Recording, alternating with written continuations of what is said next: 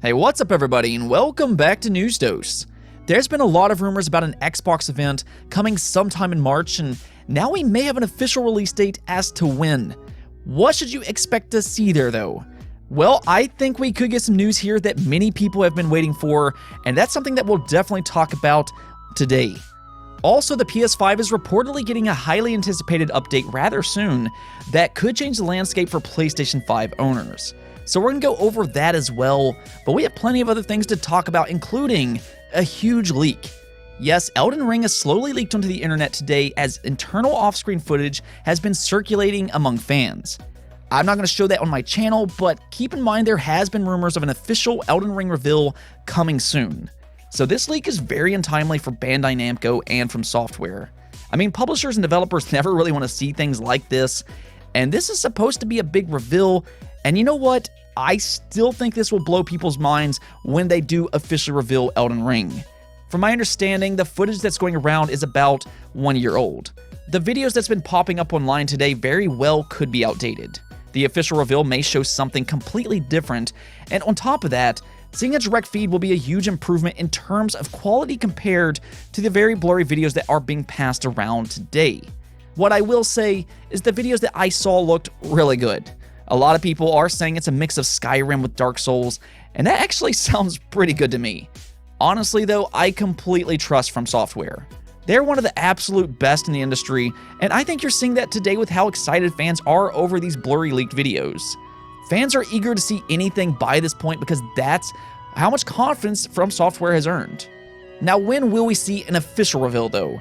As I said, there has been some rumors of a reveal possibly even in March, and I think we could get a trailer in the next couple months. Bandai Namco back on December 29th trademarked Bandai Namco Next, which almost sounds like a direct type of a name. There has been an ongoing trend of publishers doing their own digital events, and Bandai Namco may be doing something like that, where they show some of their games off like Tales of Arise and Elden Ring. All I know is I'm certainly excited to get an official reveal of Elden Ring, and when we can play it ourselves. There has been some talk that it might have been delayed to 2022, but we'll have to wait and see on that, and hopefully it'll be sooner rather than later. Also, Pokemon Brilliant Diamond and Shining Pearl were revealed last Friday, and one thing fans have been curious about is whether or not it will include Pokemon Platinum content. Platinum is ultimately believed to be the definitive version of Generation 4 with added content such as the Distortion World. But so far they haven't officially stated if this will be included in the remakes or not. I mean, you would think they would do this, but it's always hard to tell with Pokemon games. They don't always make the decisions that you would think they would make. The good news, though, is that we did get a small hint in the announcement trailer that yes, this does include at least some Platinum content.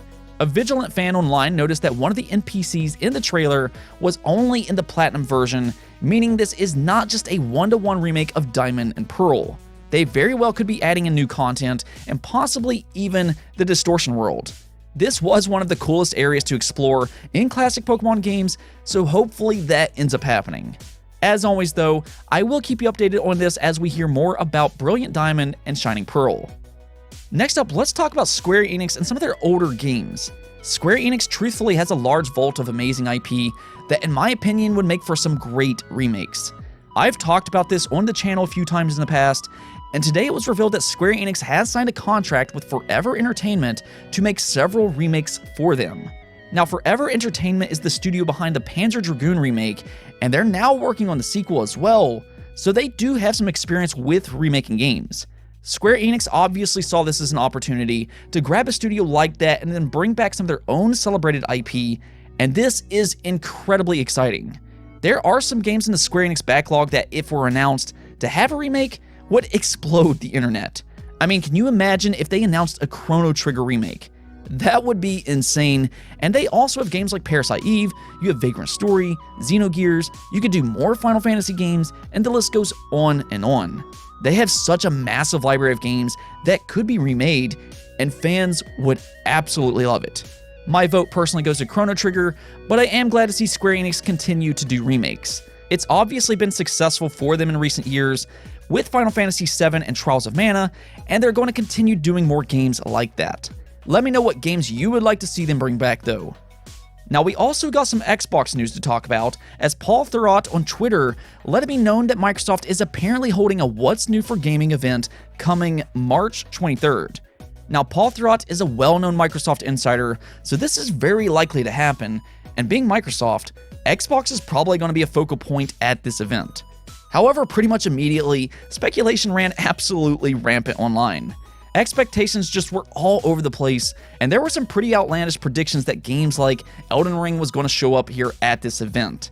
As I mentioned before though, I think Elden Ring will show up at Namco Bandai's own event, assuming they do have one. In fact, Xbox's Aaron Greenberg himself confirmed that if Xbox does have some kind of an event in March, it will not feature any kind of world premieres or anything like that. So what could this event be? And I think we can kind of make some assumptions to what it is. The Bethesda acquisition should be finished up sometime this March, assuming there's no delays. And there were already some reports that Microsoft intends to have some kind of an event where they talk about this acquisition in the month of March. This could be it. As I said last time we talked about this, I don't think that they're going to have some kind of huge event where they show all of Bethesda's upcoming games. An event like that would probably take a long time to prepare, and there's bigger questions than just their upcoming lineup of games. So instead, I think they'll publicly welcome Bethesda to the Xbox family and finally talk about their plans for their future together. There's that one big question that just everybody wants to know. Will Bethesda games be exclusive to Xbox or not? And we could get that answer as early as this month, maybe even at this event on March 23rd. I'm still leaning towards Xbox making Bethesda games Xbox exclusives, just because I think that makes the most sense from a business perspective. It might not be exactly what everybody wants to hear, but I've never agreed that you have to have games be multi-platform to have success. The bigger picture is bringing consumers to your own ecosystem and to get more subscriptions for Xbox Game Pass, and that's exactly what Bethesda could do for Xbox. It's really no different than games like Spider-Man being exclusive to PlayStation. Sure, it could sell more copies being a multi-platform game, but the bigger picture is having fans invest in the PlayStation ecosystem where they can make more money on subscriptions, hardware, and other games they have on PlayStation. I just don't agree with that debate, and if I were to guess, Bethesda games will be Xbox console exclusives. Now, I could be wrong about that. Xbox isn't always a very predictable publisher, but that's my guess as to what they'll do here. And while we may not exactly get any big premieres at an event like this, they could possibly give a release window for Starfield. That's rumored to be a late 2021 release or possibly early 2022. Maybe they talk about that here. I could also see them talking about cloud gaming and Xbox Game Pass. Again, don't go into March thinking we're going to get any kind of major game announcements for Xbox, but at the same time, I think Xbox fans will leave the month with plenty to talk about. Whether that happens at this event that Paul Thurrott is talking about or a separate event dedicated to Bethesda, I think we could get some exciting news this month. Keep in mind though, this is purely speculation. Now, we also got some PlayStation news today. Sony has revealed the PlayStation Now lineup for the month of March, and it's another solid month for PlayStation Now. They've done a lot in the last year or so to improve this service, and I think it shows on a monthly basis with their improved lineups. So let's check it out. You have World War Z, Ace Combat 7 Skies Unknown, Infamous Second Son, and Superhot. The one I for sure would recommend is Infamous. This is an excellent choice to bring over to PlayStation Now. However, you always have to look at the fine print. World War Z is available until September 6th, and Ace Combat will only be available until May 31st. That is a very short period of time for Ace Combat in particular. I do wish PlayStation would find a way to keep these games a little longer than that. Not everybody has the time to play all of these games in a short period of time, but the overall lineup is okay. I think for me though, PlayStation Plus has become the better subscription service than PlayStation Now. I mean, PlayStation Plus next month is getting Final Fantasy VII Remake, and then in April, it gets Oddworld Soulstorm Day 1. On top of that, you have the PlayStation Plus collection, where you can enjoy plenty of PS4 titles. So if you are a PlayStation fan, I would recommend PlayStation Plus over PlayStation Now as of this moment. I think what they could do is combine the two together. PlayStation Plus is already an amazing service, and if it also had PlayStation Now, it would be just that much better. Here's some really good news though for PS5 owners. One of the most exciting things for this generation of consoles, especially with the PS5, is its blazingly fast solid-state drive. It opens up new possibilities for games, and we're already seeing the incredible difference it makes in load times. However, out of the box, the PS5 only has 667 gigabytes of storage dedicated to games and apps. As you can imagine, that can quickly fill up, as games like Call of Duty can easily take over 100 gigabytes all on its own. Before you know it, you can be left in a situation where you have to uninstall games, and this can be troublesome for certain fans. The problem is that Sony has yet to give a solution on expanding how much storage you have, but that could be coming to a close soon. Bloomberg is reporting that Sony plans to release a big firmware update this summer that allows users to expand the storage of the PS5 by adding their own M.2 solid-state drive. Now, we've known for a while this will eventually happen, but it looks like Sony is preparing to give a solution sooner rather than later. Considering the speeds that the PS5 will likely require though, the list of compatible solid-state drives could be rather short and possibly on the pricier side of things. Hopefully the prices won't be too bad, and since these won't necessarily be proprietary, you could get some decent prices.